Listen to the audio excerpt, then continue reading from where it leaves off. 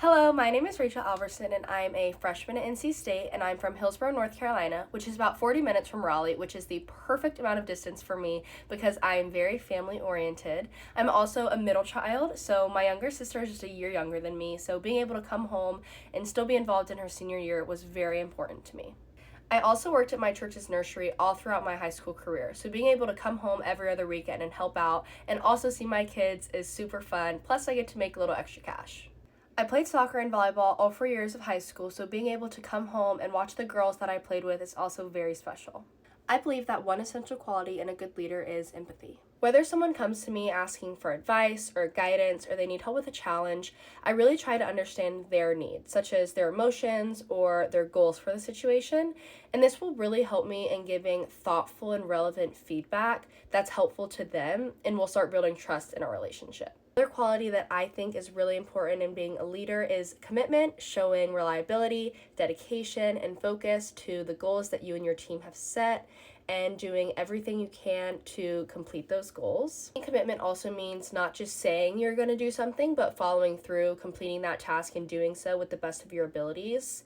And also commitment to your teammates, your team members, the ones who you're going through all of these challenges with, and them knowing that you have their back. Another essential leadership quality is mentorship, so helping people grow and learn about themselves and reach their full potential. And I think that I've always had a strong sense of responsibility for this that I've gained through my leadership positions, where I'm always willing and very happy to give my advice or even just be a listening ear to someone who needs to talk. Personally, mentorship is all about building a relationship with whoever I'm working with. So while I'm offering guidance, I'm also learning from them as well. And I just want to inspire others to reach their full potential and feel confident in their abilities. For one of the accomplishments that I'm proud of, I'm going to tell you guys a quick story. So it was my senior year of high school, and I had played varsity soccer all 4 years, and it was the second year that I had the honor of serving as our team's captain. We were playing Eastern Alamance at home, and they were the reigning state champs. Keep in mind, the previous 2 years we were mercy ruled, which is 9-0 both times we played them. So just keep that in mind for the story. Going into this game, my team was obviously anxious, but this year and whole season had felt very different. We were playing as a team, and we genuinely just loved each other. And I remember the last few seconds of that game, looking up at the scoreboard and seeing that we were up 3-2 as the clock ran out. As I heard the buzzer go off at my home field, I remember looking around and just seeing my teammates running together, the excitement and just proudness radiating off of everyone. We had just defeated the reigning state champions at home, and my entire body was exhausted. Everyone on the team was exhausted, but it did not matter. We were so proud of ourselves, and we gained this achievement through hard work, dedication, and playing for each other. It is such a team sport, and no one played for themselves. We all had the team mindset, and that's how we got that win. While that win definitely helped our record, I was just really proud of myself for continuously instilling confidence in my teammates, and it was really nice to see it all pay off. What can and should a teacher do to foster understanding of people who are from different backgrounds and mindsets? And I believe this all starts with creating an inclusive environment in your classroom. And a teacher can do this through books or curriculum, ensuring that it reflects a variety of cultures, perspectives, and experiences so that each student can see themselves reflected in what they're learning. Opportunities of collaboration would also be super helpful, allowing students to work with people who don't look or sound or believe in the same things as them so they can start learning these diverse perspectives that truly is the real world. And none of this would be able to happen if clear expectations aren't set. What I mean by this is teachers need to clearly outline and emphasize respect and openness and kindness in their expectations so that these interactions are able to be held. What do you think it means to be a professional as a teacher in the classroom?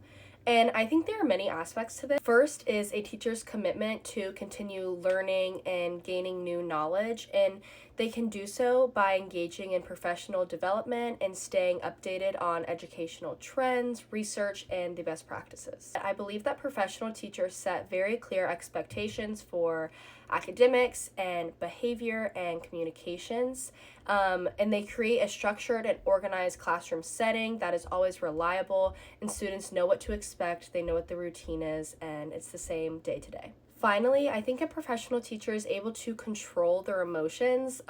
Working with kids, you never know what they're going to say, you never know what to expect, but being able to compose yourself and be able to react responsibly and respectfully, especially when dealing with a child, is really important. If I were retiring in 30 years, one thing I would want my students to say about me is she made us feel seen and heard. I would hope my students would remember that I treated them as an individual and I recognized their strengths and weaknesses and I truly cared about them as a person, not just academically. Another thing I would want my students to say is she believed in us when we didn't believe in ourselves. I want to always and consistently be a source of support and encouragement, especially when my students are doubting themselves. So what excites me the most about becoming a teacher?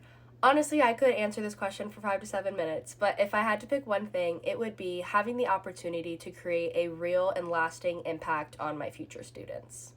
I feel so passionately about helping and seeing others succeed, and it is the most fulfilling feeling when you see that little light bulb go off in their cute little heads. I am just so excited to help them grow both academically and socially and be able to instill that confidence in them.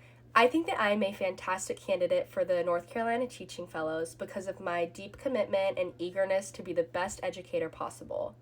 My ability to connect with people through empathy, picking up on their emotions, figuring out students' strengths and weaknesses will help me reach each student individually, ensuring that they feel seen while they're at school. And finally, I'm committed to creating a safe, collaborative, welcoming, and judgment-free zone in my classroom where each student can be fully and completely themselves without judgment. All I want to do is create a safe space that is dependable because you never know a student's situation at home. Thank you guys so much for your consideration and have a great day.